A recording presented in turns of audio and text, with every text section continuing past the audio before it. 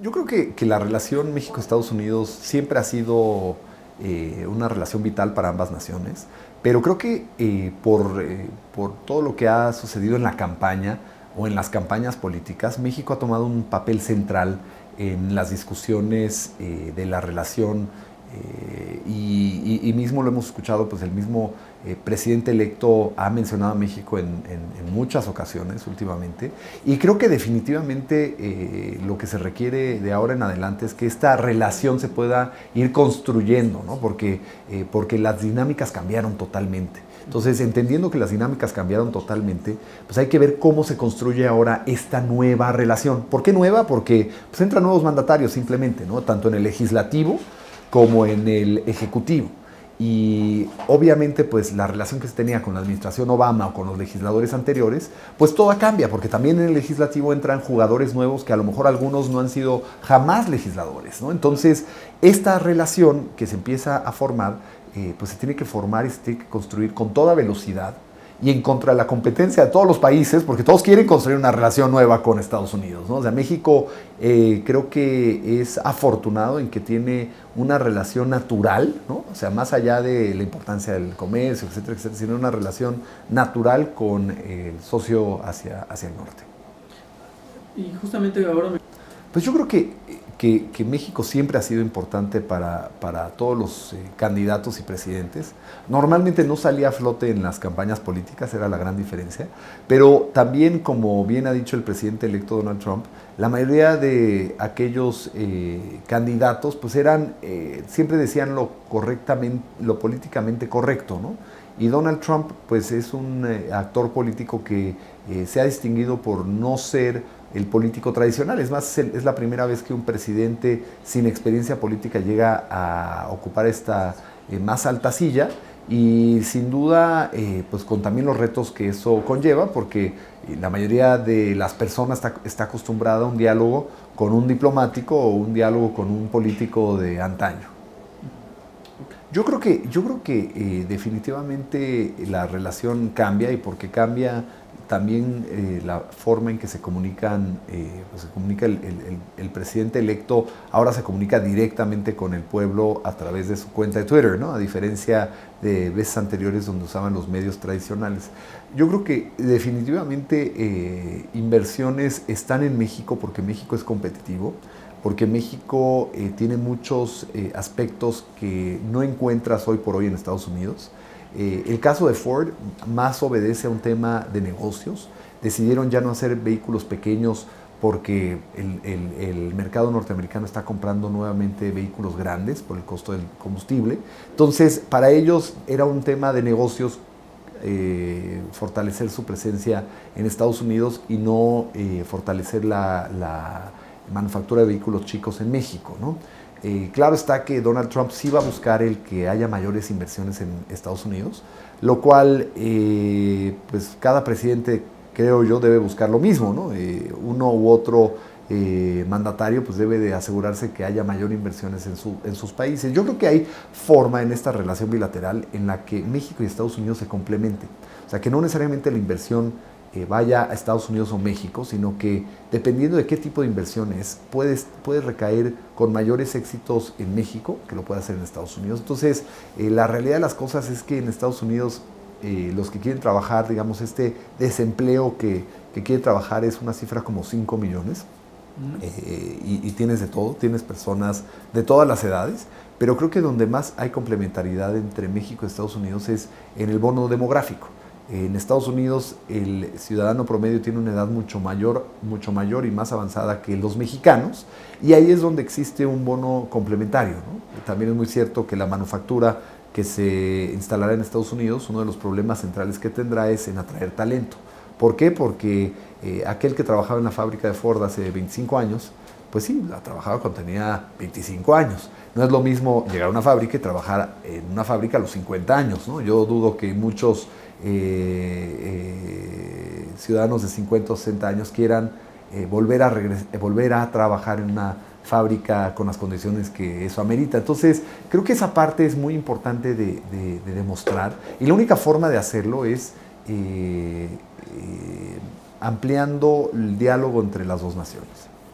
Creo que la comunicación que se da o se ha dado entre mexicanos hacia Estados Unidos y de americanos hacia México, en muchos casos dista de ser la mejor forma de comunicarse. Y creo que el que ocupe esta importante sede diplomática, pues, tendrá que entender esta sensibilidad, porque también tendrá que ser una fuente de comunicación para ambos lados, ¿no?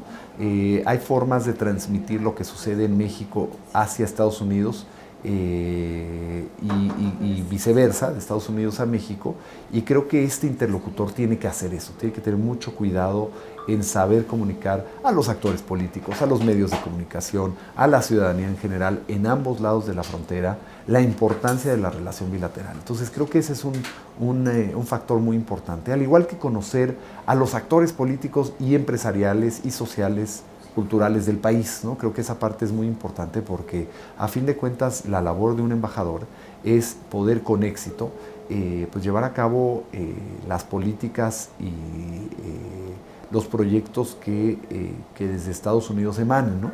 Y hacerlo de una forma que lo hagas con amigos es mucho más fácil que hacerlo con personas que no te tienen confianza, ¿no? Yo creo que una de las prioridades es que en ambos lados de la frontera, en Estados Unidos y México, se empiecen a abrir los canales de comunicación en todo sentido y en todos niveles de gobierno, ¿no? No solamente entre el presidente Trump y el presidente Peña Nieto, sino también entre los miembros del gabinete de ambos lados de la frontera, y también coadyuvar en que el Poder Legislativo tenga estos canales de diálogo con sus homólogos en Estados Unidos. Ese malestar que también muchos mexicanos tienen contra la corrupción, creo que tiene que ser algo que se debe tocar con transparencia y ver cómo se puede pelear contra este mal, que también existe en Estados Unidos, ¿no? Pero en México a lo mejor podemos decir es de una forma todavía más descarada, ¿no? Entonces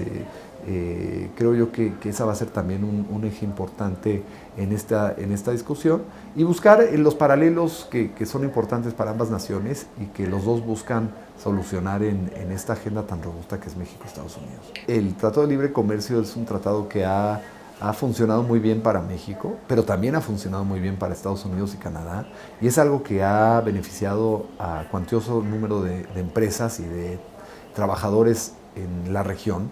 Creo que cuando se firmó hace más de 23 años, ¿no?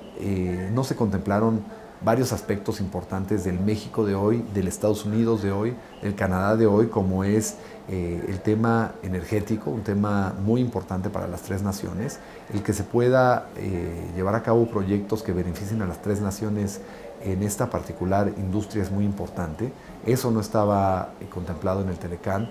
El tema de comercio electrónico es otro de los temas que tampoco estaba contemplado en el Telecán, porque si nos acordaremos, en los 90s uno se conectaba al internet con un módem que hacía todo tipo de extraños sonidos, ¿no? Entonces, pues todo eso se tiene que contemplar en la renegociación y a lo mejor ver qué no ha funcionado para México, qué no ha funcionado para Estados Unidos, qué no ha funcionado para Canadá, y ver si se le puede dar una solución en la que los tres países estén de acuerdo, y así de esta forma renegociar el Telecán para que sea óptimo para las tres naciones. Tendría que ser una negociación justa para los tres países. Definitivamente, porque ninguno de los tres países va a aceptar algo que sea injusto para su población. Yo creo que Estados Unidos tendrá su lista importante, México tendrá su lista importante, y de ahí empezará el diálogo que sostendrá, pues, para empezar el nuevo gobierno entrante, y se sentarán para analizar cuáles son más factibles y cuáles no. Creo que en el gabinete se está conjugando de tal forma que va a tener una serie de empresarios que han tenido mucha experiencia con el Telecán. El secretario de Comercio, Wilbur Ross, en México tiene 8 plantas. Entonces es un gran conocedor de este comercio bilateral. El próximo secretario de Estado, Rex Tillerson, es una persona que ha tenido una experiencia muy importante en términos energéticos en todas partes del mundo, pero también en México. Entonces son personas que saben las sensibilidades de de las relaciones, y particularmente creo que es muy importante notar 3 residentes de Texas donde la relación México-Estados Unidos no pudiera ser más fuerte, son parte del gabinete hoy en día. Tienes al secretario de Energía, que es el ex gobernador de Texas, Rick Perry. Tienes al secretario de Comercio, que es Wilbur Ross. Tienes al secretario de Estado, Rex Tillerson. Y creo que esto es muy importante de notar porque si ciudadanos norteamericanos que entienden la relación son los tejanos, pues creo que esto va a poder apoyar mucho a una construcción adecuada de la relación bilateral. Yo creo que Luis Videgaray ha sido un artífice muy importante en la construcción de una buena relación con el entonces candidato republicano, y ahora su llegada a la Cancillería creo que va a ser todavía más importante, porque la administración Trump va a encontrar en el canciller pues alguien que conoce la relación, que la respeta y que ha tenido un muy buen diálogo entre las dos naciones. Entonces creo que esto fortalece la relación. La llegada también del nuevo embajador Jerónimo Gutiérrez a Washington también es muy relevante, y yo he trabajado con Jerónimo ya muchísimos años. Es alguien que, como yo, ha vivido el tema de la relación bilateral por muchos años. Su experiencia de vivir en San Antonio le da una experiencia que, como mexicano viviendo allá, también le permite conocer aún más al norteamericano, y su experiencia como subsecretario de América del Norte, donde yo tuve la oportunidad de trabajar con él, inclusive de traer en esa ocasión al candidato, cuando era candidato George Bush, traer a Bush a México, y la verdad con mucho apoyo de la Cancillería en ese entonces, particularmente Jerónimo Gutiérrez, pues apuesta a que